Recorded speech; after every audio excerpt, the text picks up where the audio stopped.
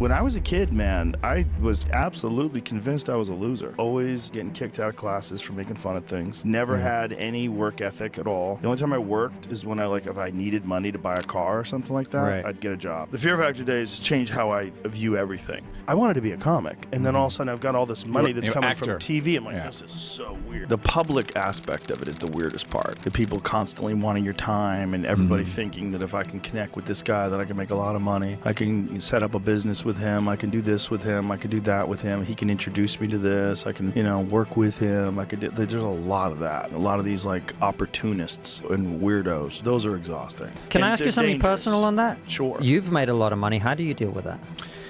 I don't know. 3-4 years ago, you told me that you wish you were 10% less famous. Then you got 20% more fame. Newark, New Jersey, 1967. A kid is born into a home that won't last. By 5 years old, his parents divorce. By 7, he's moving to Massachusetts with his mom, leaving everything he knew behind. This is Joe Rogan's origin story, and it doesn't start with a podcast empire or a $250 million deal with Spotify. It starts with a scared kid who didn't know if he'd become anything at all. At 14 years old, Rogan walks into a karate dojo, not because he wants to be tough, because he doesn't want to be weak. He later said that martial arts gave him hope that I wasn't going to be a loser. Understanding of who you are and why you had those feelings and why you were insecure and why you had so much self-doubt. Martial arts helped me with that tremendously, because it was the first thing that I ever did where I didn't feel like a loser. It's like the first thing that I ever did where people respected me and they liked me for it. Think about that. A teenager so lost that he needs a physical discipline just to believe he has a future. But here's what happened. He started winning. First local tournaments, then state championships. At 19 years old, he wins the US Open Taekwondo Championship. Suddenly, the kid who felt like nothing had proof he could become something.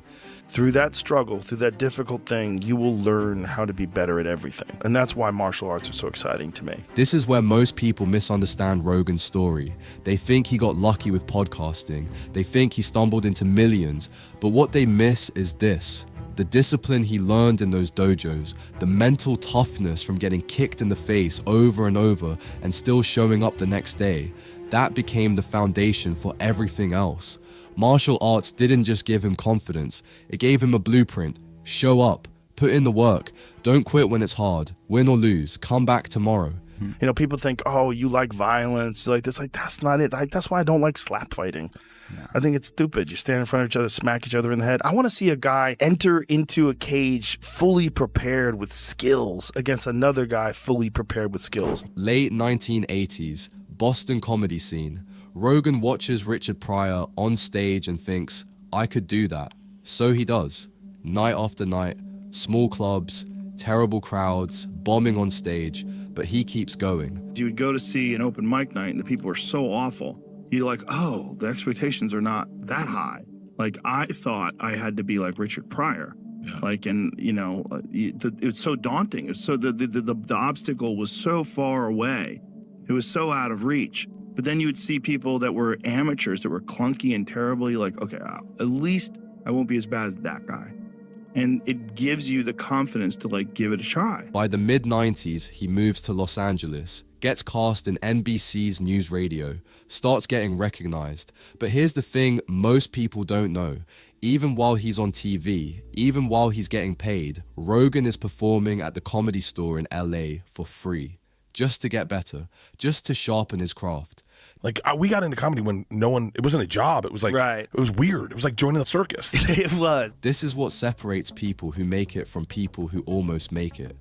Rogan was willing to work for free while he was already successful because he knew the real currency wasn't money, it was mastery.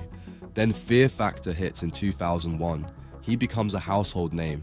But again, he doesn't stop, he doesn't coast. He keeps doing stand-up, keeps training, keeps pushing, because by this point, it's not about needing to work. It's about who he is. When people ask me if they don't know who I am genuinely, the easiest one to say is I do commentary for the UFC. Oh, that's good. That's easy one. Because if I say podcast, well, people know you now. I mean, some people don't know me. It's nice. Every now and then I get a person who doesn't know who I am, like some old fella.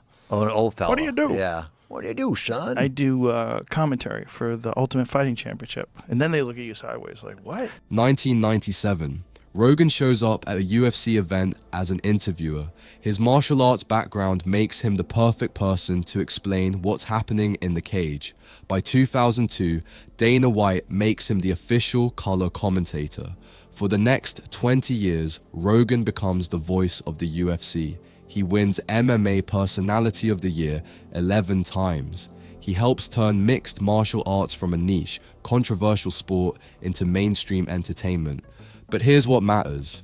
He did this job with the same intensity he brought to everything else. He studied fights. He trained with fighters. He treated commentary like it was his own fight, and fighters respected him for it because they knew this guy understands what it takes. And that's the And it thing makes about so much sense. podcasting to me too. It was oddly compelling. Like it didn't make any sense. I was making no money and I was busy. It was costing you money probably on bandwidth and stuff. It was definitely costing some Yeah. money. And I had young kids and it was just like, why am I spending my time doing this when I should be spending my time maybe doing something to make more money? December 2009, Christmas Eve. Joe Rogan and comedian Brian Redband sit down with some microphones and start talking. They call it the Joe Rogan Experience. There's no strategy, no business plan, no sponsors lined up, just two guys having a conversation and putting it online for free. By 2010, it's charting in the iTunes Top 100. By 2015, it's pulling 16 million downloads per month. By 2020, Spotify offers him somewhere between $100 to $200 million for exclusive rights. By 2024, he renews for $250 million. Today, the Joe Rogan Experience is the most popular podcast in the world. But here's the thing, it worked because Rogan didn't try to make it work.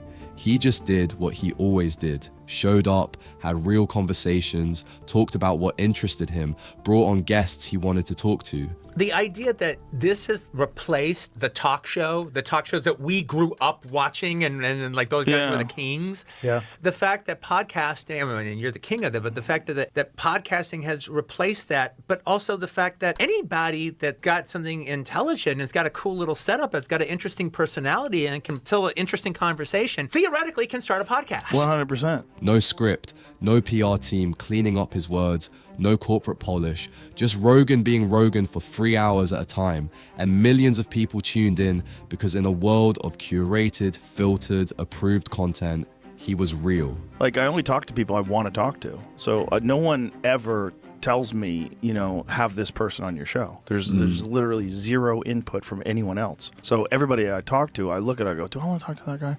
That might be cool. That'd be interesting. I want to find out what makes him tick. I want to find out why she writes those books like that. I want to find out, what keeps him going. That's like the whole reason why I do it is because I enjoy it. While building the podcast, Rogan co-founds Onnit, a fitness supplement company. It grows huge through his endorsements. In 2021, Unilever buys it. In 2023, he opens Comedy Mothership in Austin, his own comedy club. Today, his net worth sits around $250 million. But here's what's wild. None of this was the plan. He didn't set out to become a business mogul. He just kept doing what he loved and built businesses around the things he believed in. Onnit, he actually used the supplements. Comedy Mothership, he actually wanted a place for comedians to perform. Every business move came from authenticity, not strategy. And that's why they worked. Bye, everybody.